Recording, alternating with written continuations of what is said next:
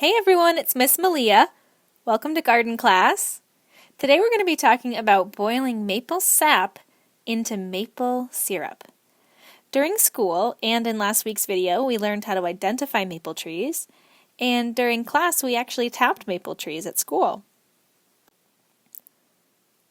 Every day the buckets would fill up with sap, and many of you helped to collect it. Now that we're not in school, Mr. Widmer and I have kept on collecting the sap. Here's a message from him. Good morning, everyone. Guess where I am? You can probably tell if you look in the background. You can probably tell where I am. But I'm leaving school to go collect some sap. I've got my bucket here, and we're gonna head outside, out on the trails. Well, I hope I have my key. Yes, I do. I'm gonna head out on the trail and check the sap buckets. Okay, here we are. We're coming out to the maples that Miss Malia tapped along with a bunch of students. And the sap buckets, I checked them yesterday. They're doing pretty well. So I think Chamberlain, you were one of the people who tapped this tree, and I know there's some other people involved, but this was Miss Brown's class. Is that right? I think Miss Brown's class. All right, let's see what we got here. Take out the tube.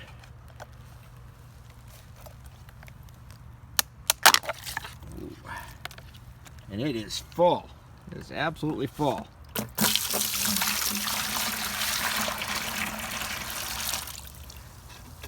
And that container is a half-gallon, so we've got a half-gallon of sap. Question, how many ounces is in a half-gallon? Got another question for you. How many half-gallons make a whole gallon?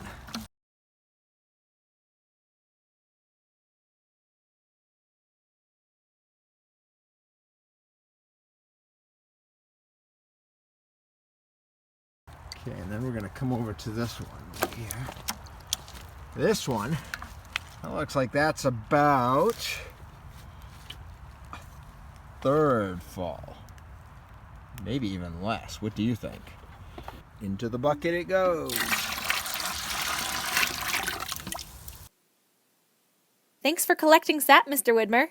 Now it's time to see how much sugar is in the sap. What percent sugar is the sap? Now a visit from an old friend.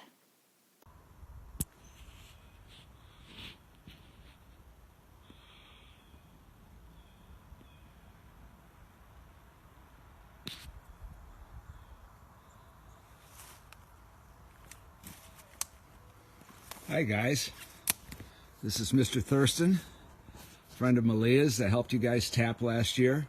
Maybe you remember me. How are you guys doing? I'm out in my own sugar bush here, and I just took some sap from this tree and put it in the refractometer, which measures percent sugar of the tree. And I tried to put it on the video. Maybe you guys saw it, but it was a little bit blurry. Anyway, the final reading was 2.5% sugar. Thanks for the message, John. So after seeing that refractometer tool, we know that sap is only about 2.5% sugar. Syrup, when it's finished, is around 68% sugar. Sap is almost all water. So how are we going to go from something that's almost all water to something as sticky and sweet as syrup? With a little help from evaporation. Evaporation happens when little particles of water go up into the air as vapor. This process happens the fastest when a liquid is really, really hot. You've probably seen that vapor going up into the air if you've ever seen steam. Where have you seen steam before?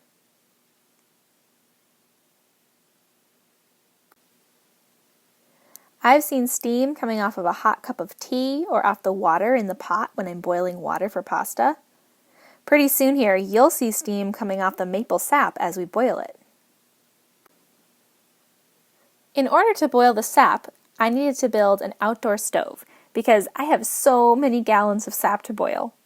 I built it out of cinder blocks and stones and whatever else I could find.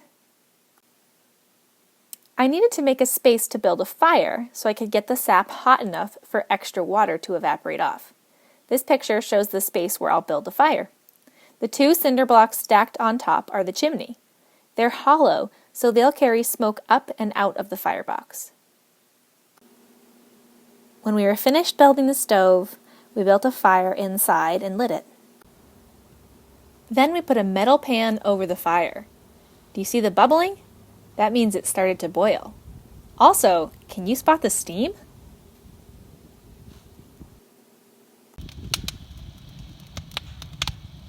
You can see the steam is the white, cloudy stuff coming right off of the evaporation pan. Whoa! But the smoke is coming out of the little chimney.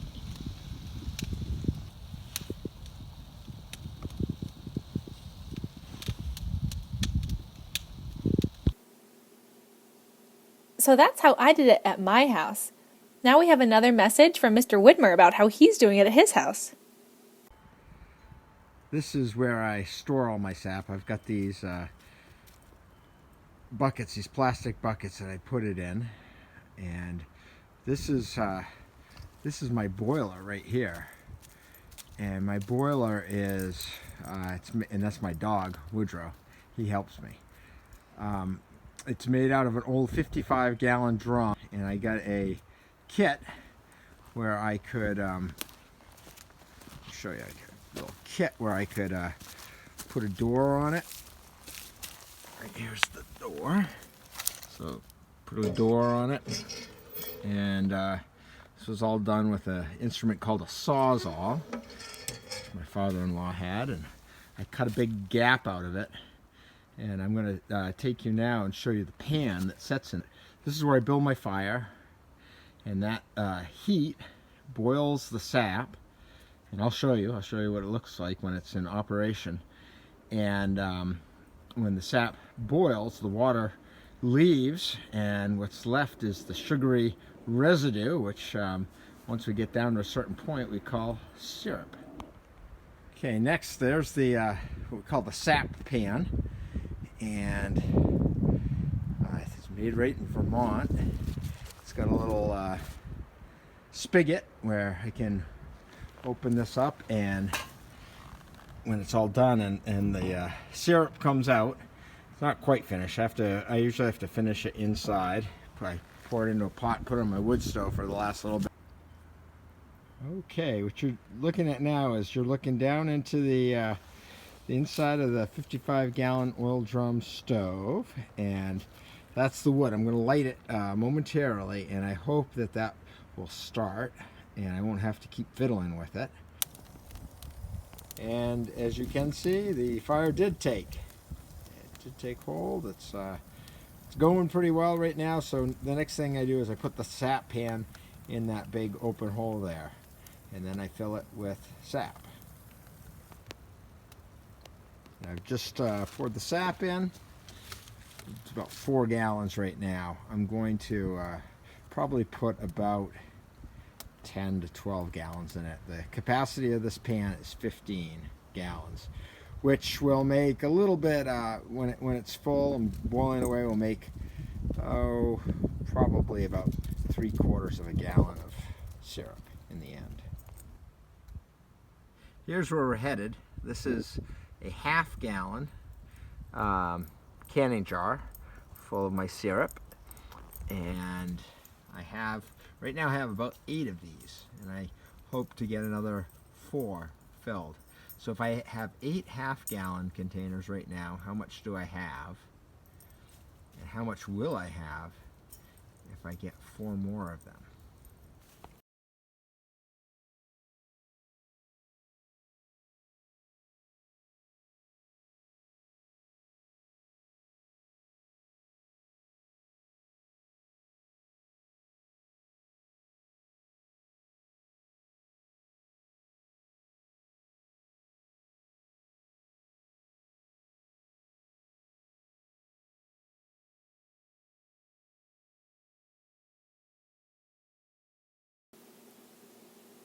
Thanks for sharing that, Mr. Widmer.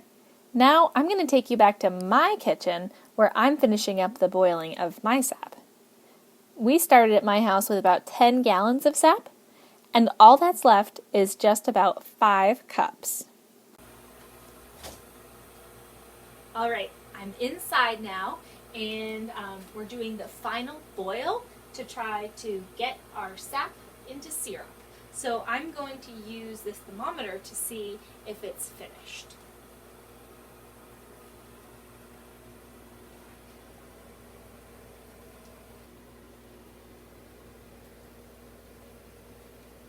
Okay, we're at 216.5, and we want to be between 217 and 218 for this to be finished. The last step is to strain the hot finished syrup through a filter. The filter is going to catch any bits of bark that may have gotten into the sap. All finished. This jar is a bit smaller than Mr. Widmer's jar. Instead of a half gallon, this is a 1/4 gallon jar.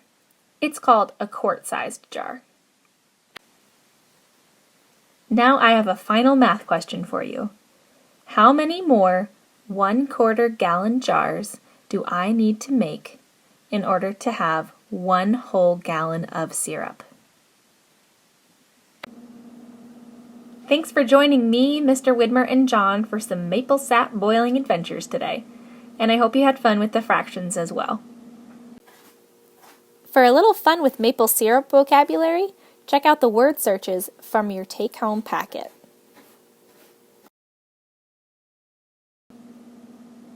As a fun next step, I challenge you all to try and make your own model evaporator pan and firebox. You could make it out of cardboard boxes, recyclable plastic containers, paper towel tubes, paper, Legos, blocks, sticks, rocks. Just have fun and make pretend you're building an evaporator pan for boiling syrup. You won't actually boil syrup in it, so you can make it from anything you want and any size you want. Before you get started, here are 3 things you will definitely want to include in your design. A pan for sap, a firebox for building the fire in, and a chimney for smoke to leave the firebox. When you are finished with the challenge, go to the Flipgrid link and take a short video to show me and your classmates your model pan and firebox. Have a blast, and I'll see you next week.